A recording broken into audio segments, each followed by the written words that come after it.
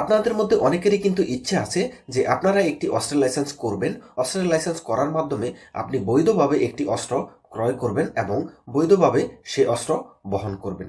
কিন্তু আপনার কিছু অযোগ্যতা থাকার কারণে আপনি কখনোই অস্ত্রের লাইসেন্স পাবেন না। তাই আজকের ভিডিওতে আমি আপনাদের সাথে আলোচনা করার চেষ্টা করব কি এমন অযোগ্যতা যার কারণে আপনি কখনো অস্ত্রের লাইসেন্স পাবেন না। মূলত দুইটি অযোগ্যতা থাকার কারণে একজন ব্যক্তি অস্ত্রের লাইসেন্স পাবে না। এর মধ্যে প্রথমটি হচ্ছে, যদি কোনো ব্যক্তি ফৌজদারি মামলায় চার্জশিটভুক্ত আসামি হিসাবে থাকে তাহলে ওই ব্যক্তি অস্ত্রের লাইসেন্স পাবে না। এবং দ্বিতীয় অযোগ্যতাটি হচ্ছে, কোনো ব্যক্তি ফৌজদারি আদালত কর্তৃক চূড়ান্তভাবে সাজা বা দণ্ডপ্রাপ্ত হলে দণ্ডপ্রাপ্তির 5 বছরের মধ্যে আগ্নেয়াস্ত্রের লাইসেন্সের জন্য আপনি আবেদন করতে পারবেন না বা আগ্নেয়াস্ত্র পাবেন না। সুতরাং এই দুটো অযোগ্যতা আপনার যদি থাকে সেক্ষেত্রে কিন্তু আপনি আর আগ্নেয়াস্ত্র লাইসেন্সের জন্য আবেদন করতে পারবেন না, বা আগ্নেয়াস্ত্রের লাইসেন্সের আবেদন করলেও সেই লাইসেন্সটি বাতিল হবে। তো চলুন এবার দেখে নেই কোন যোগ্যতাগুলো থাকতে হবে আপনাকে অবশ্যই একটি আগ্নেয়াস্ত্রের লাইসেন্সের আবেদন করার জন্য।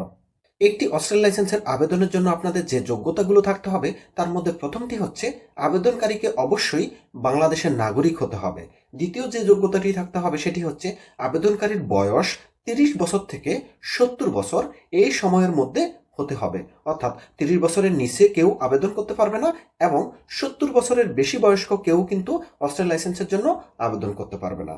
তৃতীয়টি হচ্ছে, আবেদনকারীকে আয়কর দাতা হতে হবে। এক্ষেত্রে নিয়ম হচ্ছে, আবেদনকারী যে বছর অস্ত্রের লাইসেন্সের জন্য আবেদন করবে সেই বছর থেকে পূর্ববর্তী 3 বছর যে আয়কর প্রদান করেছে তার সার্টিফিকেট প্রদর্শন করতে হবে।